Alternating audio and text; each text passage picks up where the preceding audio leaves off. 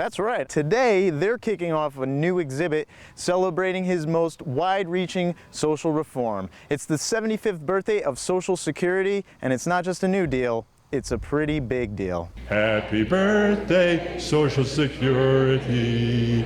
Happy birthday to you. Thank you. The cornerstone of American social policy began with the signing of the Social Security Act into law on August 14, 1935. With the swipe of a pen, and not without opponents, President Franklin Delano Roosevelt transformed the mission of the New Deal from one of relief to one of reform, a mission in which all Americans now had a stake. Each of our steps has a definite relationship to every other step. The objective of the nation has greatly changed in 3 years. Before that time, individual self-interest and group selfishness were paramount in public thinking. More and more people, because of clearer thinking and a better understanding, are considering the whole rather than a mere part. The exhibit, titled Our Plain Duty, is a showcase of civic literacy to provide historical context as our national debate about Social Security continues into the future.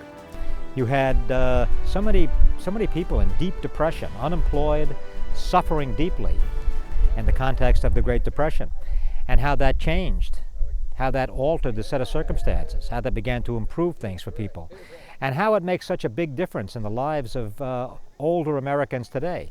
Today, 53 million Americans receive Social Security benefits every month.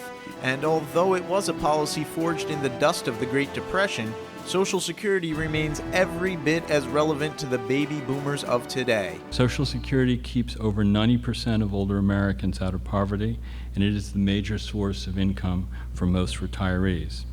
It is a sobering difference when you compare it to 75 years ago, when the elderly poverty rate was estimated at well over 50%.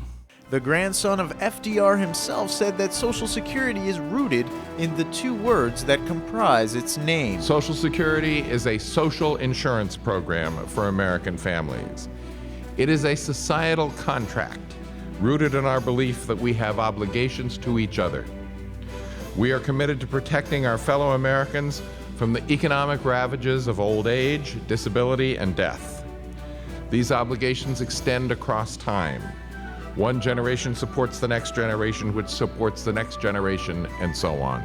No program has touched more American lives and benefited more American families. Americans as a whole are feeling a lot better, a lot more cheerful than for many, many years.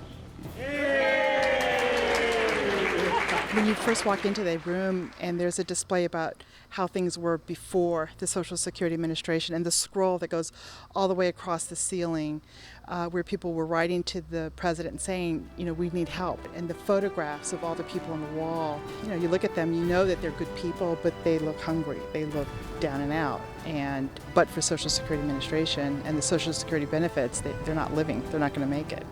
Reading some of the notes that were written, letters were written to President Roosevelt in the Great Depression, as this country went through that very difficult time, at a time similar to the one we're in now. We didn't quite hit the bottom that they did, but for many people it was close. Social Security provides death benefits for orphans. I mean, this is something that's not just for old people. It's to provide those people with necessities of life so that they're not literally begging on the street corner. It's the American ideal. Sometimes it depends on what paper you read or what broadcast you listen in on. For the overwhelming majority of people in this country know how to sift the wheat from the chaff in what they hear and in what they read. They know that the process of the constructive rebuilding of America cannot be done in a day or a year, but that it is being done in spite of the few who seek to confuse them and to profit by their confusion.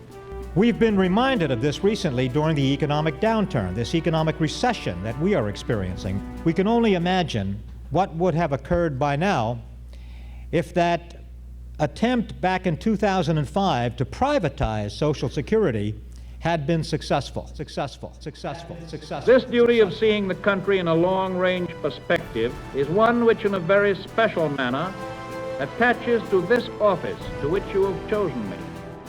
We have an obligation to keep that promise, to safeguard Social Security for our seniors, people with disabilities, and for all Americans, today, tomorrow, and forever. That's a promise each generation of Americans has kept, and it's a promise America will continue to keep so long as I have the honor of serving as president.